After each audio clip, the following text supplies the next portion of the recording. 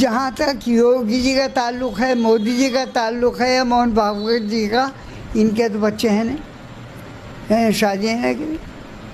अब बताओ, जब सारा हिंदुस्तान में जब बच्चे ही पैदा ना करने दोगे तो कल को ज़रूरत पड़ी कहीं हमारे मुकाबला करने किसी मुल्क से, तो हमारे मुल्क में फिर आदमी कहाँ से आवेगा? है? अरे इधर भी तो घाटा होने लगा। रूहों ने, सारी रूहों ने, मेरी भी आपकी भी, सब रूहें अल्लाह को जवाब दे के आई हैं, कालू भला हाँ तू हमारा रब है, तूने ही हमें पैदा किया है। ये इस कानून के हिसाब से तो जितनी रूहें अल्लाह ने बना दी हैं वो सब रूहें आनी है दुनिया के अंदर, तुम कितनी रोक लगा लो। चाचा के इन बेतुके बयान को सुनने के बाद उनके लिए बस इतना कहना चाहते हैं कि हम दो हमारे 70, सबके हाथ में ईंट और पत्थर, जीते जी संभलती नहीं एक, और मरने के बाद चाहिए हूरे 72।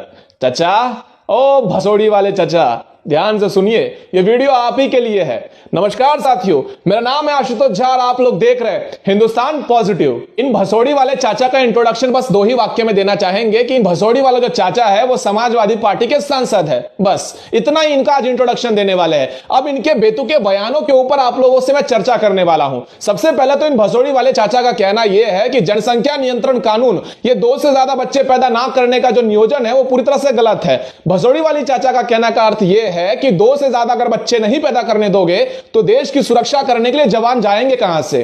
तो भसोड़ी वाले चाचा, देश की लोक संख्या पहले से 130 करोड़ है और दुनिया के अंदर सबसे बड़ी आर्मी हमारे ही देश के अंदर पाई जाती है। और किन की बात कर रहे हो आप? दुनिया जानती है, देश जानती है कि इस देश की सुरक्षा किनसे करना जरूरी है, क्योंकि आपकी औलादें तो सिर्फ फटने का काम करती है और फटे हुए पंचर को साटने का काम करती है। तो आपकी औलादों से देश की सुरक्षा से कोई लेना देना होता ही नहीं है। आगे आपके बयानों को लेकर चलते हैं। आगे चल के ये भसोड़ी वाला चाचा कहते हैं कि मोदी, योगी और मोहन भागवत को पता ही नहीं है कि बच्चे कैसे पैदा करते हैं, क्योंकि इनकी कोई औलादे नहीं है। मर्द तो हम लोग हैं, 10-10, 12-12, 15-15, 20-20 बच्चे औलादे पैदा कर देते हैं, 4-4 निकाह कर लेते हैं। तो असल में मर्द कौन हुआ? हम हुए। तो इन भसोड़ी वाले चाचा से, उनके समर्थकों से, खास करके ये समाजवादी पार्टी के जितने भी भसोड़ी के चाचा के समर्थक हैं, उनसे कहना चाहते हैं कि भाई साहब, सुअर और शेर में कुछ तो फर्क होता होगा। सुअर 10-10 बच्चे पैदा करता है, अगर मर्द की निशानी बच्चे पैदा करना है तो सुअर आप लोगों से ज्यादा बड़ा मर्द हुआ है ना। और बच्चे इतने पैदा कर ही लिए हो तो अब उन सुअरों की जिंदगी उन्हीं बच्चों के नाम कर देना, 4 कटोरे लेकर घूम। अब आगे कुरान का हवाला देते हुए भसोड़ी वाले चाचा कहते हैं कि कुरान के अंदर आदेश दे रखा है कि 10-10, 12-12 बच्चे पैदा करो और जितना मन चाहे मौज मस्ती के नाम पर ये सारे सुअरों के पिल्लों को जन्म देते रहो। अब मुझे एक बात समझ में नहीं आता कि देश के अंदर जो भी कानून बनाया जाता है वो साला हमेशा कुरान के खिलाफ ही क्यों होता है? कहीं ऐसा तो नहीं कि कुरान की आयतों को सिर्फ देश के नियमावली के अनुसार ही लिखा गया हो? ऐसा हो भी सकता है। और दूसरी बात, यह देश संविधान से चलता है, ना किसी कुरान की आयतों से और ना ही इनके बेफुजुल के कुरान के शरिया कानून से। तो इस देश में रहना है तो संविधान को मानना पड़ेगा और संविधान के अनुसार से जो भी नियमावली तैयार होगी उस नियमावली को आपको मानना ही पड़ेगा। और आप चाहे कितने भी अपने पैर को पटक लीजिए, पैर के ऊपर अपने पुष्ठभाग को पटक लीजिए, जनसंख्या नियंत्रण कानून आएगा ही। चाचा सुन रहे हो ना? ध्यान से सुनिएगा, जनसंख्या नियंत्रण कानून आएगा ही। अब आगे चलकर चाचा जी का कहना यह है कि अल्लाह ने पूरे दुनिया को बनाया, उससे पहले कुछ भी नहीं था। अबे 1400 साल पहले तो तुम लोग आए हो, 1400 साल पहले तो आतंकवादियों का जन्म हुआ, मेरा मतलब है मजहब का आपका निर्माण हुआ। तो उससे पहले का कोई अस्तित्व ही नहीं था भाई साहब। आज भी हिंदुस्तान की मिट्टियों को खोद कर निकालोगे तो उसमें से 10-10, 15-15 हजार साल पुरानी सिर्फ हमारी मूर्तियां मिल जाएगी। और हमारी संस्कृति और हमारी सभ्यता तो हजारों सालों से है। आप लोग का तो अभी अभी आए हो, उससे पहले भी सब कुछ था।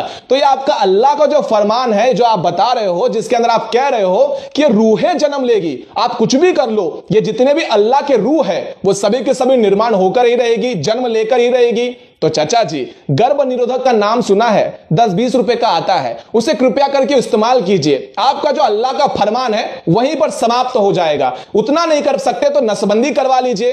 अरे नसबंदी से याद आया, आपका तो पहले से ही कट चुका होता है। कोई बात नहीं, कोई बात नहीं, थोड़ा सा खर्चा कीजिए और नसबंदी, गर्भ निरोधक का इस्तेमाल करिए। और ये जो अल्लाह का फरमान के नाम पर आपकी मौज मस्ती चल रही है ना, इस मौज मस्ती को यहीं पर समाप्त करते हुए 2 बच्चे 2 ही अच्छे, इसी नारा का उपयोग कीजिए और इन भसोड़ी वाले चाचा की बातों में ना आकर ये 15-15, 20-20 बच्चे सुअरों की तरह पैदा करना बंद करिए भसोड़ी वाले चाचा जी। अब आगे चलकर ये भसोड़ी वाले चाचा कहते हैं कि ये सारी दुनिया के अंदर जो भी कुछ होता है वो अल्लाह की मर्जी से ही होता है। चलो मान लिया, प्रधानमंत्री बनता है अल्लाह की मर्जी से, मुख्यमंत्री बनता है अल्लाह की मर्जी से, यानी कि समस्त ब्रह्मांड के अंदर जितना भी कुछ होता है वो सभी का कारण सिर्फ और सिर्फ अल्लाह है। तो यहां पर प्रधानमंत्री मोदी जी बने हैं अल्लाह की मर्जी से, मुख्यमंत्री योगी जी बने हैं वो भी अल्लाह की मर्जी से, सीए और एनआरसी लागू होगा वो भी अल्लाह की मर्जी से, आपका नसबंदी होना जरूरी है वो भी अल्लाह की मर्जी से, जनसंख्या नियंत्रण कानून लागू किया जाएगा वो भी अल्लाह की मर्जी से। तो इस अल्लाह की मर्जी को मानिए और अपना जनसंख्या नियंत्रण कानून को अपनाकर अपना जो 10-10, 15-15 बच्चे पैदा करने का जो आपका कोटा है उसे समाप्त करिए। साथियों, इस भसोड़ी वाले चाचा के बारे में आपको बताना इसलिए जरूरी था क्योंकि ये कोई आम आदमी नहीं है या फिर कोई सादा सुदा मौलाना नहीं है, ये वो है समाजवादी पार्टी का सांसद। ये सांसद में जा चुका है। अब ये सांसद किस तरह से अपने दिमाग और अपने बुद्धि का प्रयोग करते हुए